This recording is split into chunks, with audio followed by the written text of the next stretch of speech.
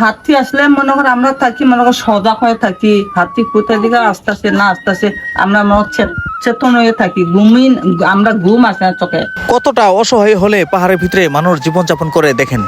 Guys আসসালামু আলাইকুম, আজকে আপনাদের দেখাবো যে আসলে মূল বিষয়টা, যে আমরা যে গ্রামের চিত্রটা তুলে ধরতে চাইছিলাম সেটা হলো বুরুঙ্গা কালাপানি, যে পাহাড়ের ভিতরে ছোট একটি গ্রাম, সেই গ্রামের আর সেই গ্রামের মানুষগুলো কিভাবে তাদের জীবনযাপন করে সেই দৃশ্যটা।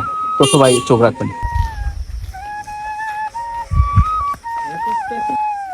আসসালামু আলাইকুম। আসলে আমি যেখানে আমরা দাঁড়িয়ে আছি এটা হলো শেরপুর জেলা নালিতাবাড়ী উপজেলার ১ নং খোয়াগা ইউনিয়নের সীমান্তবর্তী এলাকা। আপনারা দেখতে পাচ্ছেন এই পাহাড়টার উপরে কিন্তু ভারত আর এটা কিন্তু বাংলাদেশ।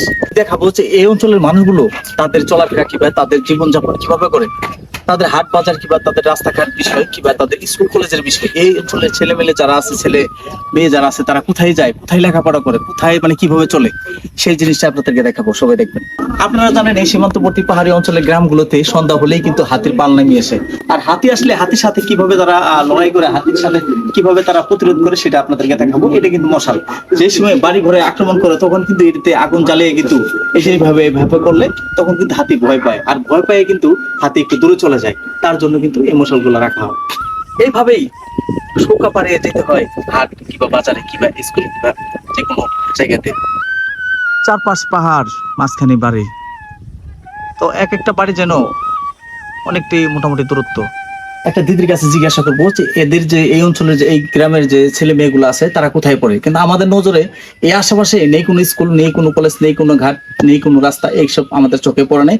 এবং কি আমরা কিন্তু পার্শ্ববর্তী গ্রামে থেকে আমরা কখনো এই এলাকার কোনো উন্নয়ন থেকে শুরু করে কোনো কিছু কিন্তু দেখি না। আজকে দিদির কাছে মানে শুনবো যে এই অঞ্চলের ছেলেপেলে তারা ছেলেরা কোথায় পড়ে, কিছু মানে কিভাবে চলাফেরা করে, সেই জিনিসগুলো একটু শুনবো।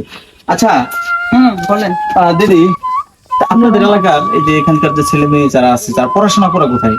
আমাদের পড়াশোনা লেখা মনে কর অনেক দূর, মনে কর সব দিকে মনে কর পাহাড়, কোথাও আমাদের যাওয়া হয় না। স্কুল সবখানে মনে কর এখানে মনে কর ১৪ দিয়ে মনে কর পাহাড়, মনে কর ১২ মারি স্কুলতে গেলেও মনে কর পাহাড়ে যাইতে হয়, আবার চুমুচুরা গেলেও মনে কর পাহাড় বাইঙ্গা যাইতে হয়। এখান থেকে ১২ মারি গেলে তো পরে ৪ থেকে ৫ কিলোমিটার দূর। ৫ কিলোমিটার। এমনকি সমুদ্রচূড়া গেলে ওকে ৪-৫ কিলোমিটার দূরে। ছোট বাচ্চারা ৪ থেকে ৫ কিলোমিটার রাস্তা হেঁটে যে স্কুলে যাওয়া কিন্তু তাদের জন্য দারুণ একটা টাফ ব্যাপার।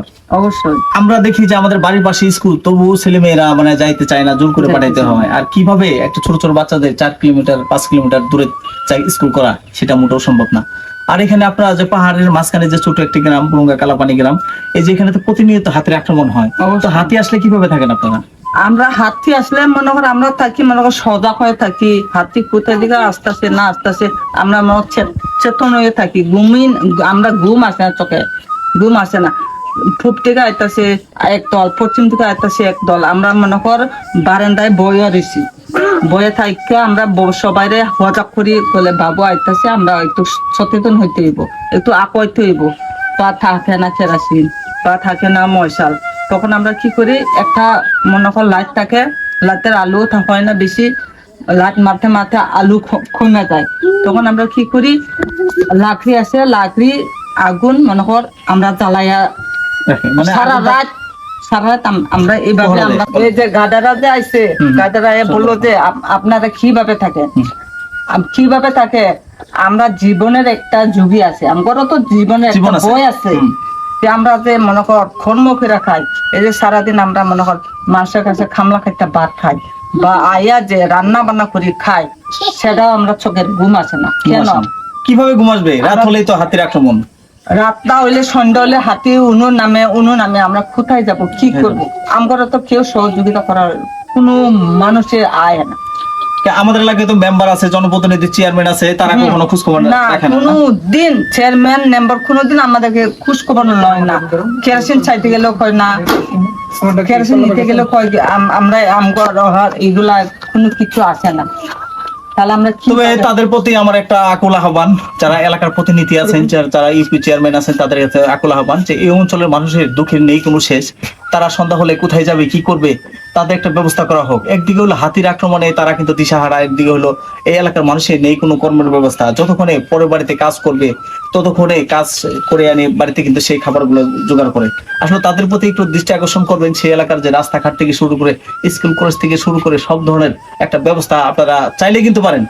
একটু সকলেই তো সহযোগিতা এই করবেন। হ্যাঁ, সকলেই এদেরকে একটু সহযোগিতা করবেন এবং কি এই পাহাড়ের ভিতরে যারা থাকে তাদের কিন্তু বিভিন্ন ভাবে একটু কেরোসিন দরকার, একটু লাইটের ব্যবস্থা দরকার। যদি কেউ দেশের ভিতরে কিন্তু বহু অনেক দানশীল প্রভাবশালী রয়েছেন।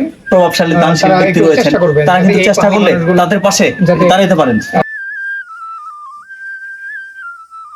বাড়ির মানুষগুলো সবাই মাঠে কাজে ব্যস্ততা, কেউ বা মানুষের বাড়িতে, কেউ বা পাহাড়ে, আবার যে কেউ বা যেখানে কাজের কথা বলে সেখানে কাজে যায়, পরিবারের মুখে ফুটাতে হাসি। তোমার নাম কি? শীতন। শীতল না? তুমি কি কাজ করো? কৃষি। কৃষি কাজ করো না? তোমাদের এলাকার ছেলে মেয়ে তোমরা কোথায় স্কুলে লেখাপড়া করো? আমি স্কুলে লেখাপড়া করতাম বারামারি মিশনে। পারামারে মিশন না? তুমি তো অনেক বড় হয়ে গেছো, তুমি স্কুলে গেলে তো কোনো সমস্যা ছোট নেই। ছোট বাচ্চারা আছে, ও তো স্কুলে যাইতে অনেক দূরের রাস্তা, এখান থেকে বারামারি তো পরে 5-6 কিলোমিটার রাস্তা। 5 কিলোমিটার। জি, আর ছোট ছোট বাচ্চাদের তো সম্ভব না 6 কিলোমিটার হেঁটে সম্ভব যাওয়া। না। তোমরা হাট বাজার কোথায় করো? হাটবাজার বারোমারি বারোমারি না? এই হাট বাজার গেলে তোমাদের 4-5 কিলোমিটার দূরত্ব যাইতে হয়। যাইতে হয়।